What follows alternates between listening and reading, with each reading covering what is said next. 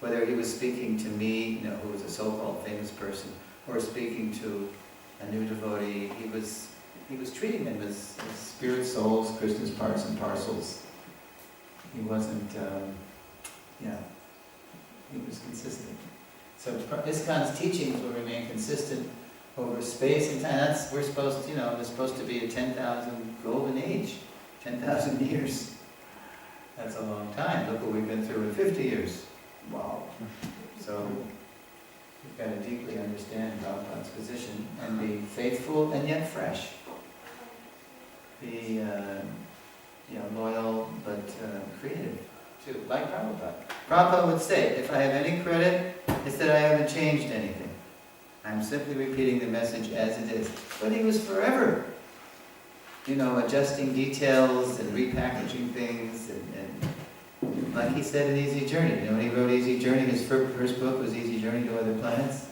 What did he call the soul in that book? The anti-material particle? The anti-material particle. What did he call the kingdom of God? The anti-material world. The anti-material planetary systems. Yeah, he was preaching in science-minded people. So you just have to know how to package it. Consistent over space and time. Okay, another. All right, Prabhu. Prabhupada's realized knowledge, endowing him with specific potency to spread Krishna consciousness, will not only be preserved, but also developed. Yes, so many things Prabhupada said in Bapu, he didn't have a chance to manifest. Really. Right. But he wanted us to develop what he taught. For example,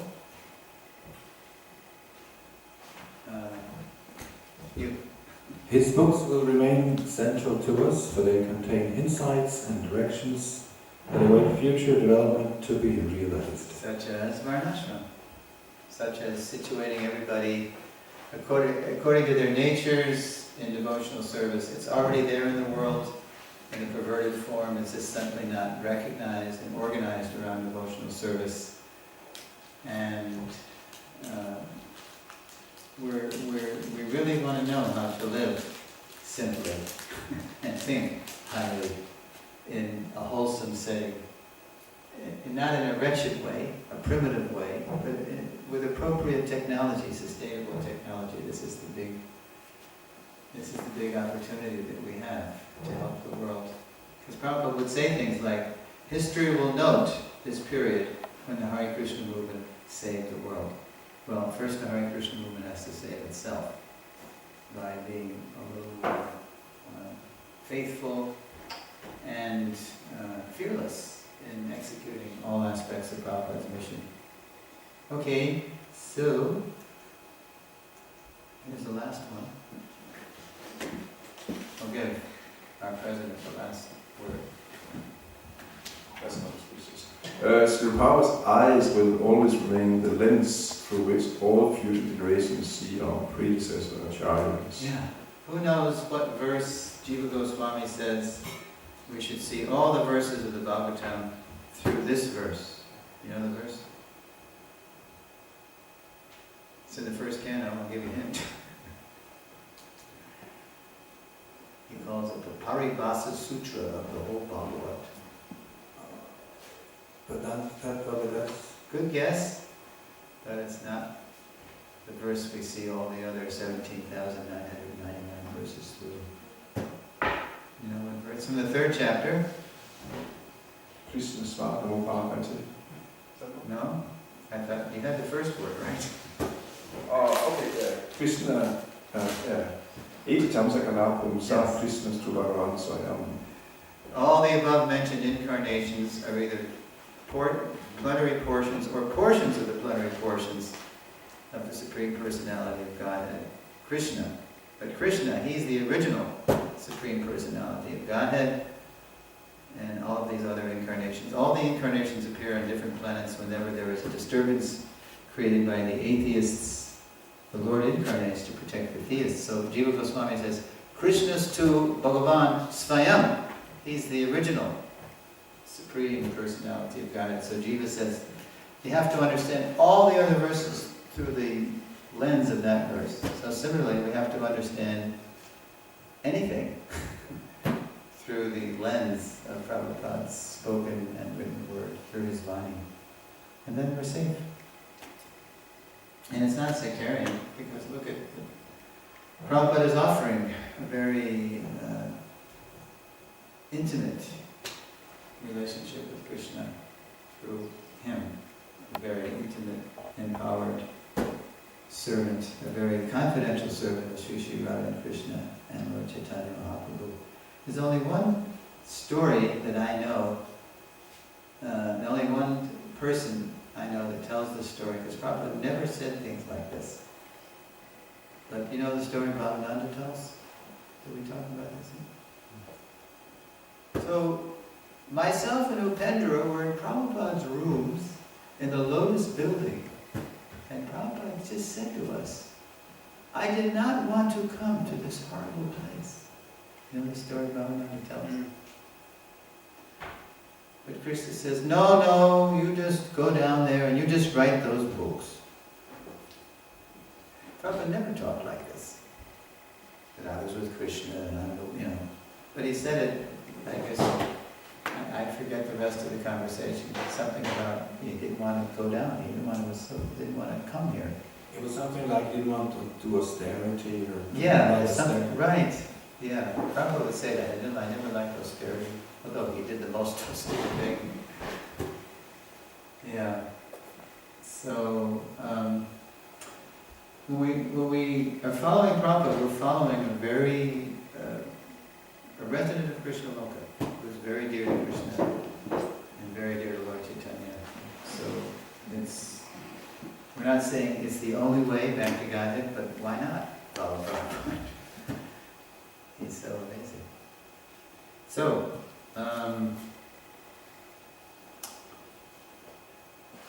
yes. Oh, so here's the question. You remember in an early lesson I said, so at this point in the seminar, sometimes I ask the students, what is your relationship with Srila Prabhupada right now? Remember when I said that? And so, and then I revisit the question right now. Then I say, how has our founder Acharya journey influenced your relationship with Srila Prabhupada? So I hope it has, for the better. Anybody like to share something? It has gained more,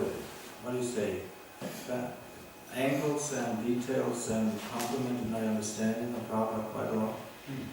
Of what he wanted and things that he said that I wasn't quite aware of. So it has my understanding a lot. Good. That's what we need. We need feedback. And also, then I ask, what would you like to have seen less in the seminar? Or more of? But Janardhan, why don't you? Especially yesterday, I appreciated how your presentation was very unsentimental, giving Prabhupada as he is.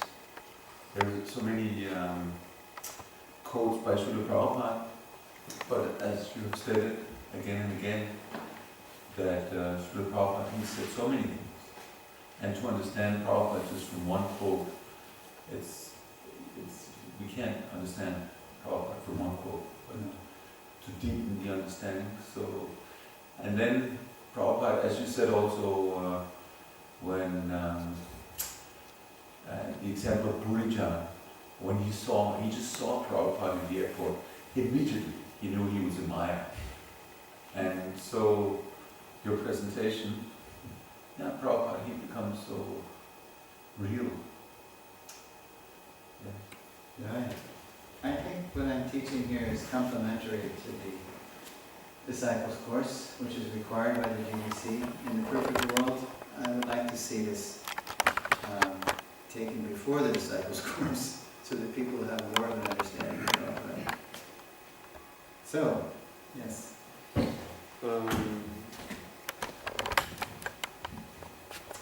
I like very much how you put a lot of these different quotes and like that, you put it into like a context, like when he said, for example, this about Vanashram Nama, because I had heard one of these lectures where Prabhupada he said it's not possible to just chant Hare Krishna, but there's that. Oh, but at one point he said that, and later on he said this, and then he said that. Yeah. And like to put things in a more complete context. You believed in then, you believe in later too. Varnashram is the best example I know about Prabhupada's thinking, would evolve over time on issues. The short one was the rounds. First he said 64, and 32, 25, and 16. That was quick. But Varnashram was a whole journey for him. And by the end of his stay with us, it was like, you need this. It is necessary. It's not just for them, to show them how a better way to live. But you needed to make it, to stay in Krishna consciousness. You need to be engaged according to your nature. Otherwise, even my big leaders are falling down, they're leaving. It's not so easy, we heard Prabhupada say, not so easy to become a Vaishnava. So, any more? How has the seminar influenced your relationship with Prabhupada? I had heard about this book, The Founder Acaraya, but I never read it. So it's kind of scholarly. Not everybody has the patience for that kind of discourse. yeah. So that was, I think, also one of the reasons. Like too much philosophy just goes over my head. But then, like now after this seminar, then I could see how important this subject matter is, to understand. So and also it gives some idea of what there is in that book and how important it is to actually study that book carefully. Which most people don't do. And actually we realized after the book was published, we were getting this all the time. I didn't understand the book. What's he saying? Or I didn't read it because the academic discourse was too heavy for me, too thick, too dense. So we realized we needed seminar to explain, and I think that's what this disc does. Because when I was doing my research and developing the slides, I was really careful to be consistent with the Siddhanta of that book, because I took that book as being some empowered writing that I needed to be, in harmony with. So I think it helps people understand the book. You're better half. They have a microphone there. Oh, I did. The better half has the better mic. I was very happy to also understand, like they were saying, the importance of Varnashram and the history that you explained about that, and then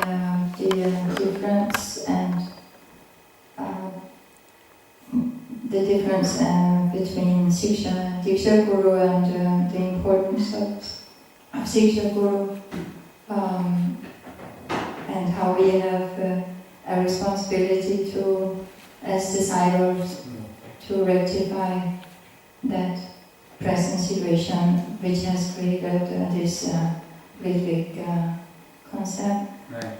And then Did everybody get that yesterday? It's Dikshism that created Ritvigism. It's the fanatic focus only on the initiating guru that creates this reaction. People saying, no, Prabhupada's the only initiating guru. Everybody else is bogus. Because they try to elevate the initiating guru to the position of founder Acharya, or they try to make the initiating guru replace the founder Acharya.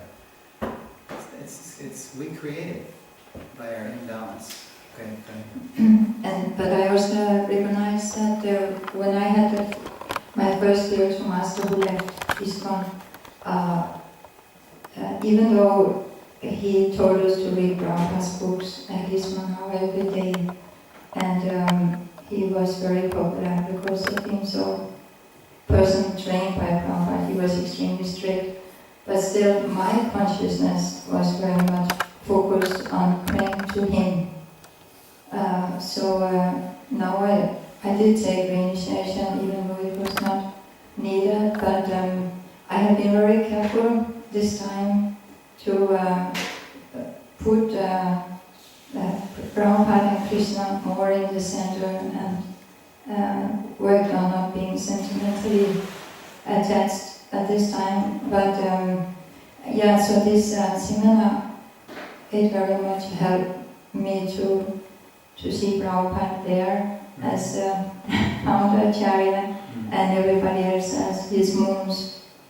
And then he's also all his grand disciples as equally big moons. That's right. That's right. It's like he's like the center of so many concentric circles. As long as Prabhupada is the center, all the circles will not clash. They'll just be concentric and go and go and go and increase. Yeah. Now we can pray to our Diksha Gurus. I mean, maybe those prayers were effective while he was in good standing in Harikish. But, yeah. The founder of Acaraya is the main spiritual master. And all the other gurus should enrich that relationship, and then they're valuable. If I'm giving you Prabhupada, then I have some value, otherwise what value?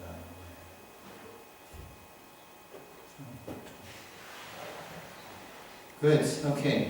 So lesson outcomes. By the end of this lesson, students will be able to describe how Srila Prabhupada is for everyone. Describe how we can better connect with our own Srila Prabhupada. Explain how to represent. To represent means to represent, to present all over again. Explain how to represent Srila Prabhupada effectively while carrying his unique legacy. Identify the benefits of deeply understanding Srila Prabhupada's position. And then, before we do Q&A, we all say, ready? 1, 2, 3. All glories to our beloved founder Acaraya, Srila Prabhupada, and to every follower's foundational relationship with him. Srila Prabhupada ki Jai! Okay. So I'll sit down. It really is all about balance. And what was we saying? Was I saying that to you last night? Balance. Balance? Was it to you? I don't know, I told you I like your balance presentation, and then you said it's all about balance. That's right. Yeah, it is. Because if you just glorify Prabhupada and you neglect everybody else, then that's fanatic too. That's wrong too. Yes. A question in relationship to the books. To my knowledge, Prabhupada authorized the printing of the Bhaktisiddhanta Saraswati's Brahma Samhita. Is that true? Yeah. Let me see. That was very early. That was in the 60s. Well, because when I joined in 1970, there was a Gaudiya Math Brahma Samhita. And it had a cute cover, colorful, it's kind of a lot of greens and yellows on the cover. It's Krishna and cows or something. Govinda. Yeah, Govinda Mari Purusham Tamaham Bhajami. And so that was there, and it was okay to read that, Prabhupada, because it was his spiritual master, and he wanted us to read that. That was like a classic. Lord Chaitanya found that in one chapter, and I believe Srila Bhaktisiddhanta wrote the purports, yeah? Yeah, because I have that book and I read it and I decided to translate it for the radio. And so I did. So somebody criticized me, this is not proper. You have to only do Prabhupada's books, you cannot jump over. But I said that Prabhupada authorized it, and I read Prabhupada say you have to learn the Brahma Samhita in one of his purports. So what is the conclusion? Yes, and that's why the BBT printed it. There's a BBT edition of that book. Prabhupada wanted that. But that's the only book I know that Prabhupada did that. So should that be regarded as the exception to the rule? I mean, as I said before, right in his purport to Bhagavatam 111, Prabhupada's encouraging the serious student to read the commentaries of the previous acharyas. That's true. Yeah, but you don't do that unless and until you've fully absorbed your own founder acharya's life teaching, life and mission. So you have that grounding. You have that touchstone. You have that measure. of all teachers and teachings. You fully imbibed it. It's a part of you. Because if at one point somebody wants to make a PowerPoint or some verse or write some literature afterwards, because I guess that's also a duty in one sense. Yeah.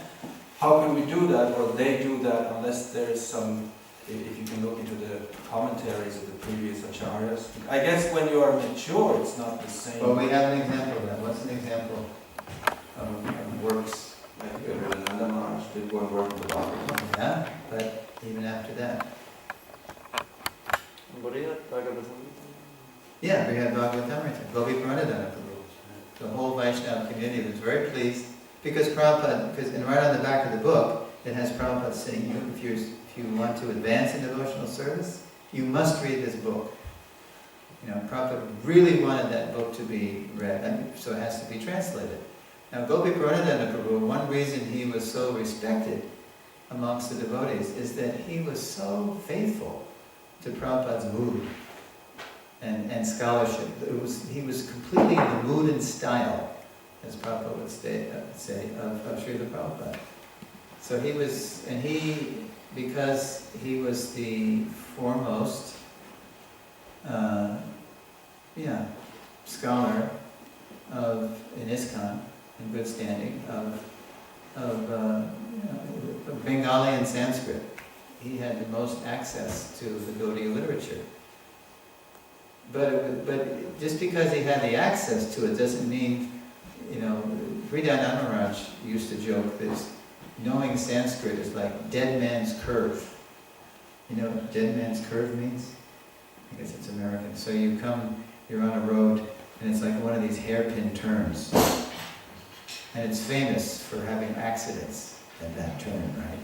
Dead man's curve. You can easily go off the road, or you can easily get, run into by somebody in the wrong lane, coming at you from the wrong lane. Dead man's curve. So many people in ISKCON's history learned Sanskrit, were even involved with the VBT, and then they thought they knew more than Prabhupada. Or they thought they knew better, or they just got proud, or they just, because they didn't imbibe that first item of knowledge, humility, enough, which Gopi Pranadana Prabhu, what a gem. He knew so much, but he was always such a humble person. He knew that item of knowledge, humility. So he was uniquely qualified by his knowledge and his attitude and his mood to do the Brihad Bhagavatamrita. And it's a gem. I haven't read it all. I keep putting it off, but I want to read it deeply. I've just heard bits and pieces. And I'm still mad at Krishna for taking it. I sent an epitaph on the email for the Govardhan burial.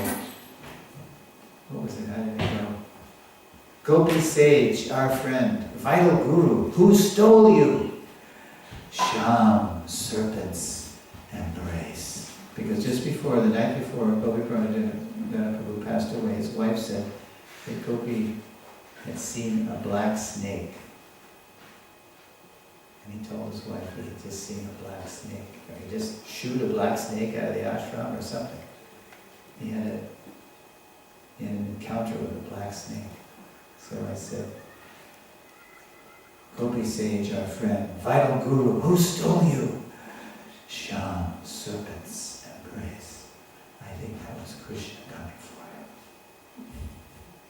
I don't know. But I was really mad that Krishna took him. Yeah, what to do? So that was a real contribution. That was a VBT book. But that's the standard. Before someone can translate, he's got to be really authorized. He's got to be recognized by the Vaishnava community as being a very serious, sincere, qualified devotee. To translate, that's very high service. Prabhu.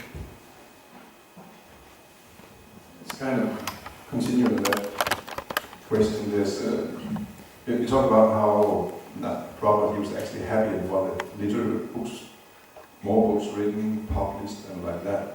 So we now have a list of so many books are being published. I mean, there's no way. I mean, we can read them and like that. But sometimes there's danger. We read so much of the new things have been published that we don't find time to read Prabhupada's books.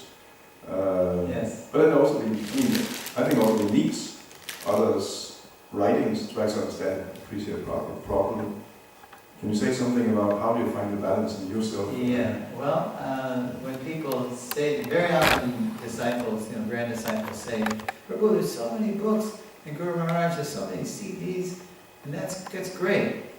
But I always say, if those products, if those writings, if those videos, whatever, inspire you to go deeper into our founder Acharya's Vani, then they have value. In other words, Prabhupada's everlasting Vani is kind of like the main course in the meal, and all these other very necessary works, they're like side dishes that should inspire you to come back to the main course. Because if you just fill up on the side dishes, maybe you're not getting all the nutrients you need. Because he's the Jagat Guru. He's the Udaraka, as the Ramanujis say, although we are on thin ice if we just quote the Ramanujis, because we do have our differences with them. So, that's the value they have. They inspire us to come back to Prabhupada's body. In connection with what happened in '98, when Harikesh decided to leave the movement, I made a decision that I wanted to go deeper into Prabhupada's teachings, to avoid going the same path myself, I guess. And I ended up only hearing him and reading him. Is that too narrow? Which I still do. I think you're back to guidance. Well, it just depends on your service. I mean, your service is, you want to do all of Prabhupada's Vani on the radio. So that's really ambitious, and that's maybe going to take you your whole life. So that's good. So I'd say in your case, that's a good good thing to do. I'm just afraid I'm kind of missing out on Well, you can't do everything, you're right, there's so many books and it's overwhelming. But you tend to, if we have a service, if we find our mission in the mission, say our service is educating people about how to work oxen and milk cows. So there's a way to read Prabhupada's books where you're going to glean that, you extract that, right? And then there's going to be supplementary literatures by devotees who are doing that, who will give us more details. Maybe someone's going to write about how to do that in different climates in the world, all the way from, are you from Novosibirsk? No? Ural. What's the town? Okay, I don't know.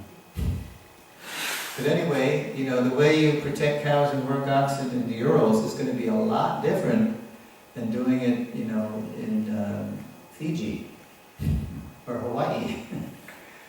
So,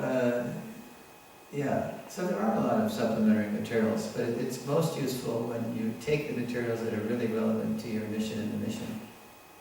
And then it's got the value is enhanced because it's going to help so many other people contribute to that aspect of the mission. There's so many aspects, so many sides to Prabhupada, there's so many aspects to the mission. You can't fathom it all. Nor should we try. We just get spiritual indigestion, right? So that's what I try to do, and try to, as it's relevant. So lately, since I've been doing this, I've been just trying to get my hands on all the Prabhupada, Prabhupada in Australia, Prabhupada in Germany, the Harishari, Living Bhagavatam series. I'm kind of immersed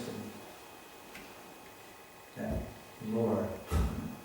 I just found